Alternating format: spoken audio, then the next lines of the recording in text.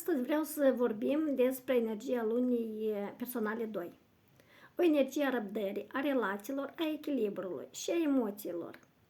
Dacă te afli într-o lună personală 2, în această lună martie, să știi că Universul nu îți cere să alergi, nu îți cere să forțezi lucrurile, îți cere să încetinești. Este o lună în care poate fi nevoie să faci un pas înapoi, nu pentru că ai greșit ceva, ci pentru că este timpul să așezi lucrurile în liniște. Marte cu vibrație 3, energia comunicării și a exprimării, te invită să-ți spui emoțiile. Dar luna personală 2 te învață să le spui cu blândețe, cu maturitate, cu echilibru. Este o perioadă care relațiile devin oglindă, în care înveți să cooperezi, nu să controlezi, să asculți, nu doar să vorbești, nu forța rezultatele.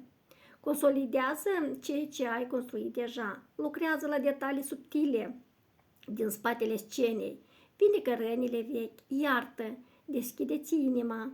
Luna personală 2 nu este despre grabă, este despre armonie, despre pace interioară, despre a învăța să primești iubire, nu doar să oferi. Dacă simți că lucrurile se mișcă mai lent, ai încredere, se așează, se aliniază, se construiește o fundație emoțională mai solidă. Spune-mi în comentarii, simți că luna aceasta îți cere mai multă răbdare, om frumos și luminos?